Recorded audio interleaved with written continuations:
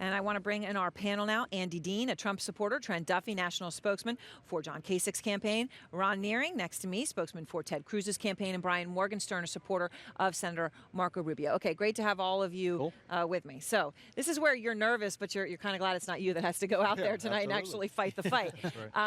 Brian, especially you, this is a huge night. This is a huge night for Marco Rubio. Just from a purely psychological perspective, how difficult is this for him to know that it's do or die? Oh, he's used to being an underdog. This is where he thrives the most. He was running against the sitting governor of Florida when he ran for Senate.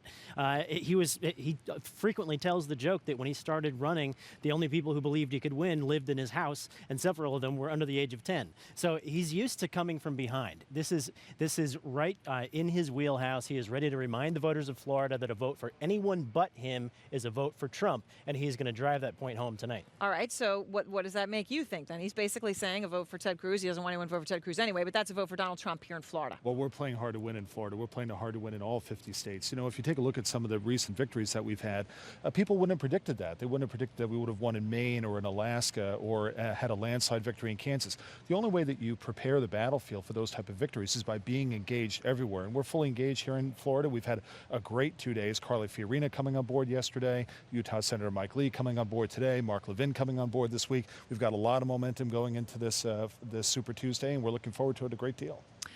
Are you worried about that Ted Cruz is starting to get some endorsements? Because that had been the case against Ted Cruz. The people who know him and work with him don't like him. They're not endorsing. Now you're starting to see some people get on the Cruz train.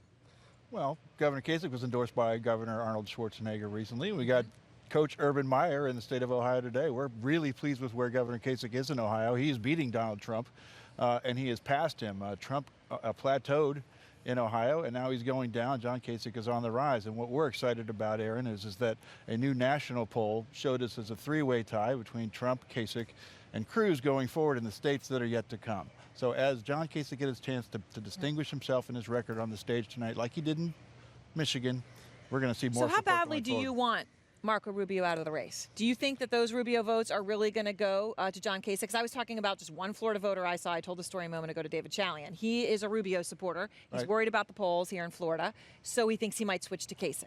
Yeah, we do think that we're going to get a lot of Senator Rubio supporters because they have kind of the same vision. But as this race narrows, Kasich is continuing to rise. That's why that new NBC Wall Street Journal poll shows him in a three-way tie. It really is jump ball. So Andy, how important is tonight for Donald Trump to keep it highbrow, to show that he can be presidential, not take the bait, to go to the lowest common denominator?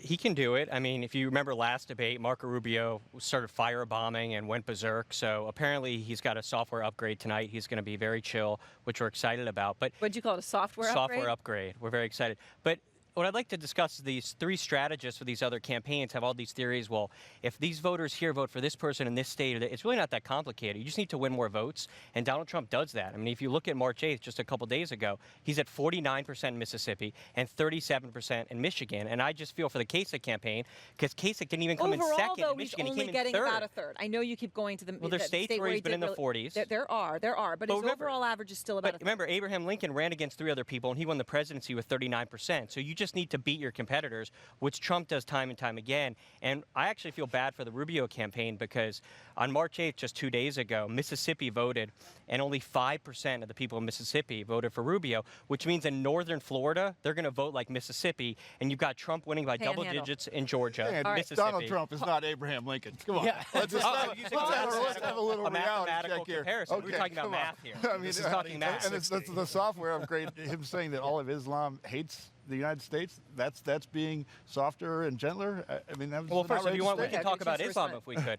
So when we're talking about Islam, what Donald is talking about is He extremely. said they hate us. It's extremely important. He's talking about the culture of Islam in the Middle East, and I want to get down to this because it's important. We love Muslims in America, and they love us. And why? Because we have a great culture that respects women's rights. This is about women's rights. This is in the Middle exactly what East, the they Trump don't campaign respect. does. They It don't says respect. one thing one minute Just and one the sec. opposite Relax, the next. relax, Rubio. It's like they all got to calm. Okay.